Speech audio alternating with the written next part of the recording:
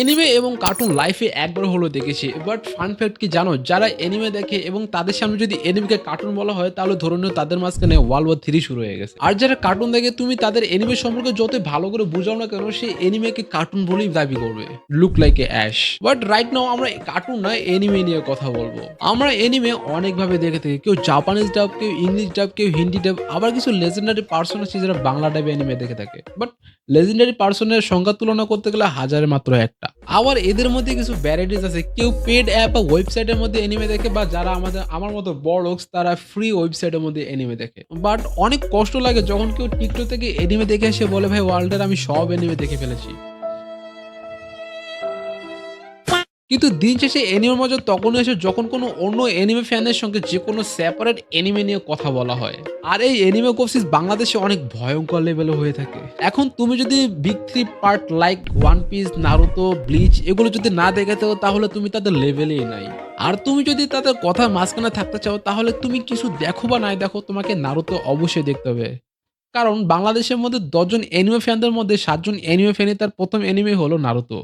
এখন তুমি যদি নিজেকে বাংলাদেশী ওতাগু ফ্যান মনে করো তাহলে অবশ্যই তোমাকে 'নারুতো' দেখতে হবে। তা না হলে 'নারুতো' সমাজে সরি তা না হলে বাংলাদেশী অ্যানিমে সমাজের মধ্যে তুমি খাপ খাইয়ে চলতে পারবে না। কারণ তুমি যেকোনো ইভেন্টেই দেখতে পারো। লাইক তোমার যেখানে অ্যানিমে কন, গেমিং ইভেন্ট যেখানে কসপ্লে থাকে সেখানে তুমি 'নারুতো' ফ্যানের তুলনামূলক সবথেকে বেশি কসপ্লে পাবা। এখন ১০ কথার ১ কথা হলো বাংলাদেশের মধ্যে 'নারুতো' এত ফেমাস কেন? এখন নারুতো ফেমাসের পিছনে শুধু একটি না অনেকগুলো বিষয় কাজ করে থাকে। নারুতো ওজি সিরিজের মধ্যে ছোট নারুতোর কোনো বাবা-মা ছিল না। তাই ছোটবেলা থেকেই অনেক কষ্ট করে তাকে বড় হতে হয়। এবং তার হার্ড ওয়ার্ক কখনো হার না মানার চেষ্টা এবং যেকোনো বিপদের মধ্যে সবার আগে ঝাঁপিয়ে পড়ার বিষয়গুলো বাংলাদেশী অডিয়েন্স অনেক ভালোভাবে রিয়ালাইজ করতে পারে।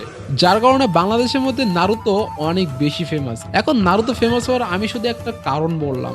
এখন যদি পুরো এক্সপ্লেন করতে যাই দিন শেষ হয়ে যাবে কিন্তু ভিডিও না। তাই বাংলাদেশী ইভেন্ট বা যেকোনো অ্যানিমে গসিপস এর মধ্যে নিজেকে এলিয়েন না মনে করতে চাইলে অবশ্যই তোমার নারুতো দেখতে হবে। এখন এসব শুনে অনেকে বলতে পারে যে ভাই তুমি কি নারুতোকে ক্রিটিসাইজ করছো? আমি তাদের উদ্দেশ্য করে বলি ভাই আমি একজন পার্সোনালি অ্যানিমে ফ্যান এবং আমি কোনো অ্যানিমেকে ছোট করা বা নিন্দা করা আমার কোনো মোটিভ নেই। এখন কোশ্চেন হতে পারে এসব কথা বলার কারণ কি? সো ভিডিও বানানোর মূল কারণ হচ্ছে ভাই আমার লং ভিডিও তো কোনো প্রকার ভিউজ আসে না। কারো কাছে জিজ্ঞাসা করছিল যে নারুতো নিয়ে ভিডিও বানালে অনেক ভিউজ আসে। তো মূল মোটিভ ওইটাই। তাই এই নারুতো নিয়ে একটা ভিডিও বানালাম।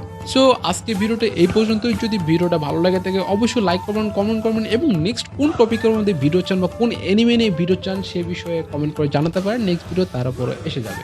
আর এরকম মজাদার অ্যানিমে কনটেন্টের জন্য আমাকে সাবস্ক্রাইব করে বেল আইকনটি অন করে থাকতে পারেন। যদি সবার প্রথমে আমার নোটিফিকেশনটা আপনার ফোনের মধ্যে চলে যেতে পারে। আল্লাহ হাফেজ, বাই বাই অ্যান্ড ভিডিওটা দেখার জন্য আরিগাতো গোজাইমাস।